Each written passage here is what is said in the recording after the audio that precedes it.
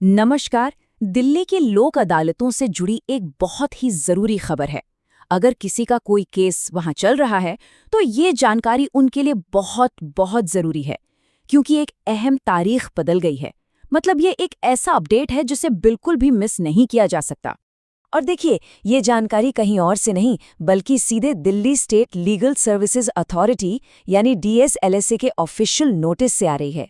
यही वो संस्था है जो दिल्ली में लोक अदालतें आयोजित कराती है और जाहिर है उनके इस एक फैसले का असर हजारों लोगों पर पड़ेगा। तो सबसे बड़ा सवाल, आखिर वो नई तारीख है क्या जिसे अभी के अभी अपने कैलेंडर पर मार्क कर लेना चाहिए? चलिए सीधे उसी सबसे जरूरी जानकारी पर चलते हैं। तो पहली और सबसे अहम बात, राष्ट्रीय लोक अदालत की तारीख को बदल दिया गया है। सही सुना आपने, यही इस पूरी सूचना का सबसे जरूरी हिस्सा है।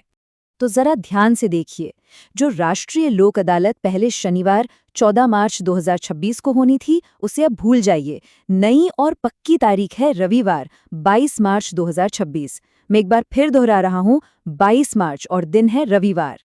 अब मन में सवाल जरूर आ रहा होगा कि भाई अचानक ये बदलाव करने की जरूरत ही क्यों पड़ गई। चलिए इसके पीछे की वजह भी समझ लेते हैं ताकि कोई कंफ्यूजन ना रहे। हुआ ये कि जो पुरानी तारीख थी यानी 14 मार्च, उस दिन को दिल्ली हाईकोर्ट ने एक नॉर्मल वर्किंग डे, मतलब एक सामान्य अदालती कामकाज का दिन घोषित कर दिया। इसका सीधा सा मतलब था कि उस दिन जज और बाकी स्टाफ रेगुलर केसों की सुनवाई में बिजी रहते। जाहिर सी बात है, एक ही दिन पर रेगुलर कोर्ट और लोक अदालत दोनों को एक साथ चलाना तो लगभग नामुमकिन था। तो बस इसी टकराव और कंफ्यूजन से बचने के लिए इसे अगले रविवार पर शिफ्ट करने का एक सीधा सा फैसला लिया गया। अच्छा, ये जानना भी तो जरूरी है कि इस बदलाव का असर आखिर किन किन अदालतों पर और किस तरह के केसों पर पड़ने वाला है। चलिए देखते हैं कि इसका दायरा कितना बड़ा है।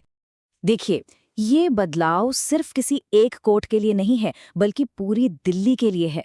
30 हजारी से लेकर कड़कड़डूमा, पटियाला हाउस, रोहिणी, साकेत, सभी जिला अदालतों में ये नई तारीख ही लागू होगी।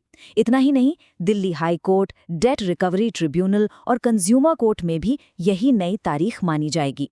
नोटिस में एक शब्द का बार बार जिक्र है, कंपाउंडेबल केसेस या शमनीय मामले। आसान भाषा में इसका मतलब है वो मामले जो बहुत ज्यादा गंभीर नहीं होते और जिनमें कानून दोनों पार्टियों को आपस में बैठकर समझौता करने की इजाजत देता है। तो इस लोक अदालत में ज्यादातर सिविल मामले और समझौते के लायक क्रिमिनल मामले सुलझाए जा सकते हैं। लेकिन एक बात बिल्कुल साफ साफ समझ लीजिए, तलाक से जुड़े मामले इसमें शामिल नहीं किए जाते हैं। ये एक बहुत जरूरी बात है। अब एक और अहम जानकारी, अगर किसी का मामला ट्रैफिक चालान से जुड़ा है तो उनके लिए एक अलग से लोक अदालत होती है और उसकी तारीख में भी बदलाव हुआ है। तो इसे राष्ट्रीय लोक अदालत की तारीख से कंफ्यूज मत कीजिएगा। तो जिनका भी ट्रैफिक चालान का मामला है वो खास ध्यान दे।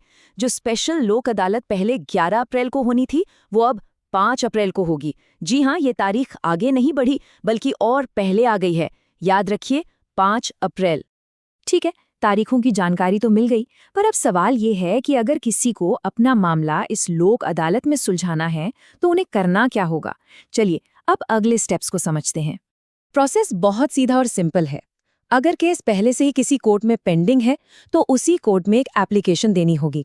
और अगर मामला अभी तक कोर्ट पहुंचा ही नहीं है, मतलब प्री लिटिगेशन स्टेज पर है, तो सीधे Delhi state legal services authority में अप्लाई करना होगा। दिल्ली लीगल सर्विसेज अथॉरिटी ने खुद अपने नोटिस में सबसे अपील की है कि इस जानकारी को ज़्यादा से ज़्यादा लोगों तक पहुंचाया जाए ताकि कोई भी अपने केस को सुलझाने के इस बड़े मौके से चूक न जाए। तो चलिए एक बार फटाफट सारी ज़रूरी बातें दोहरा लेते हैं। राष्ट्रीय लोक अदालत की नई तारीख है 22 मार्च, दिन रविवार। ट्रैफिक चालान वाली स्पेशल लोक अदालत अब 5 अप्रैल को है। याद रखें, अपना मामला लिस्ट करवाने के लिए अप्लाई करना ज़रूरी है। और हाँ, तलाक के मामले इसमें नहीं सुने जाएंगे। लोक अदालतें सच में न्याय को लोगों के करीब लाने का एक बहुत अच्छा तरीका है। ये हमें एक बड़े सवाल पर सोचने के लिए मजबूर करती हैं।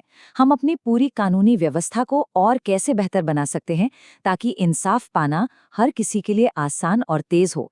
ये एक सोचने वाली बात है।